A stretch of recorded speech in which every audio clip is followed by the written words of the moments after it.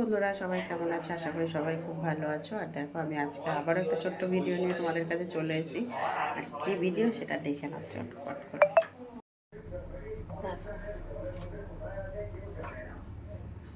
প্রথমে আলুগুলো ভেজে নেব।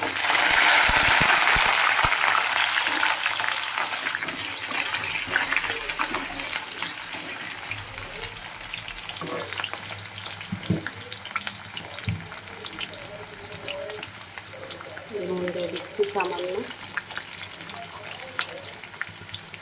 একটু হলুদ দিয়ে দিলাম। আলুগুলোকে খুব ভালো করে ভেজে নেব লাল লাল করে।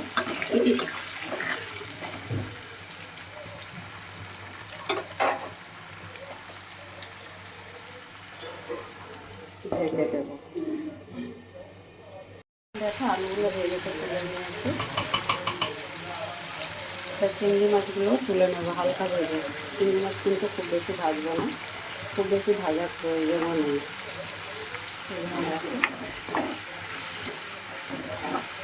চিংড়ি মাছ কিন্তু সবসময় হালকাই ভাজতে লাগে, কেন কি বেশি ভাজলে চিংড়ি মাছ শক্ত হয়ে যায়।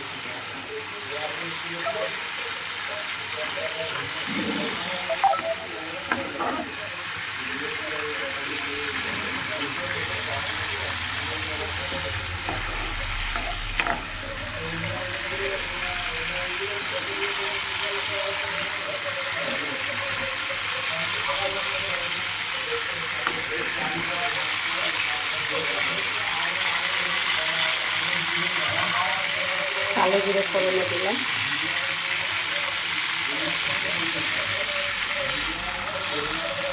পেঁয়াজ কুচি দিয়ে দিলাম,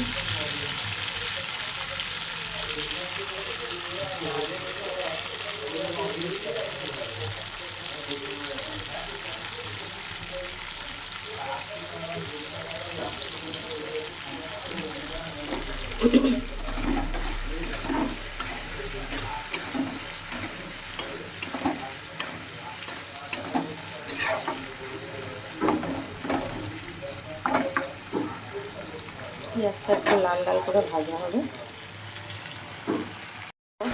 আলু আর মাছটা তো খুব ভালো করে ভেজে তুলে নিয়েছি, পেঁয়াজটা লাল লাল করে ভেজে নিয়েছি। তারপরে দেখো আদা বাটা দিয়েছি 2 চা চামচ, নুন হলুদ লঙ্কার গুঁড়ো সবটাই পরিমাণ মতন দিয়ে সামান্য একটু জল দিয়ে মশলাটা খুব ভালো করে কষাচ্ছি। এখনও কোনো রকমের কষানো হয়নি, আরও কষানো হবে। যত সময় না মশলা থেকে তেল বেরোবে তত সময় কষাতেই থাকবো।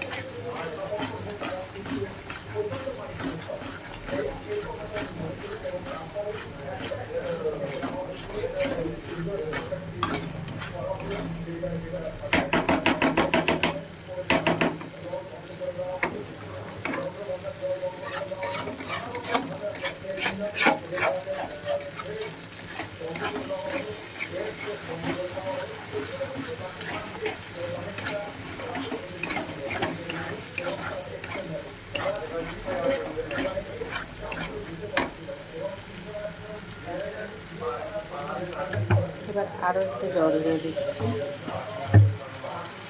জল দিয়ে এবারে চিংড়ি মাছ আর আলুটা দিয়ে দিচ্ছি।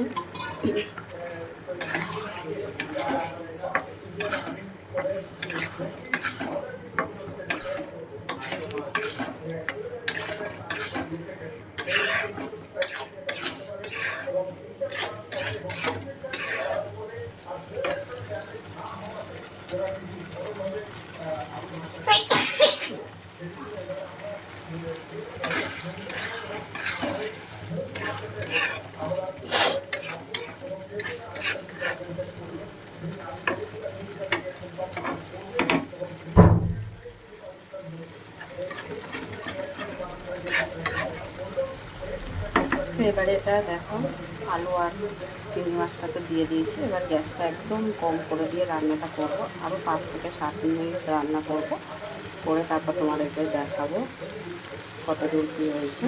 তো চলো ঢেকে দিই, ঢেকে রান্নাটা করি।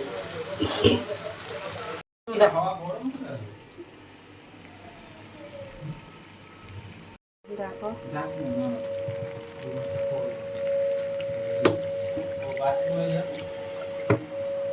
করে কষিয়ে নিয়েছি, একটু জল দিয়ে দিলাম।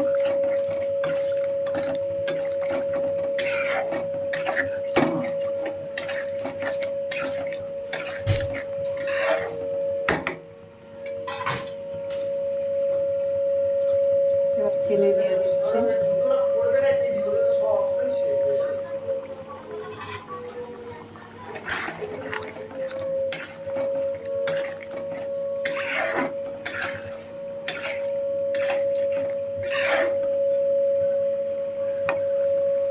এক একটা আলু ভালো সিদ্ধ হয়ে গেছে, আবার এক একটা আলু সিদ্ধ হয়নি, কী বলবো।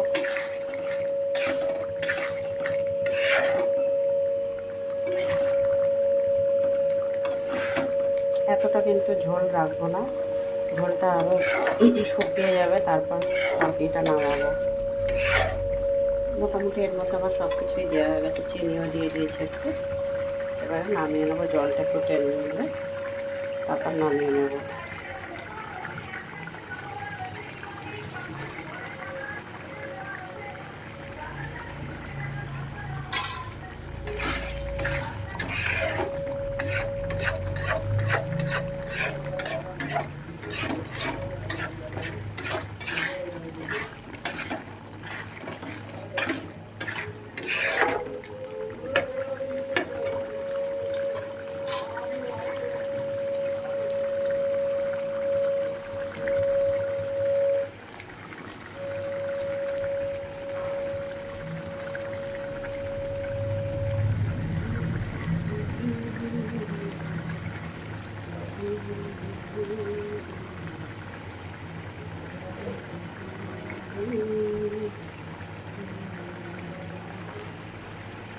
এটা আরেকটু হবে, তারপর নামিয়ে নেব।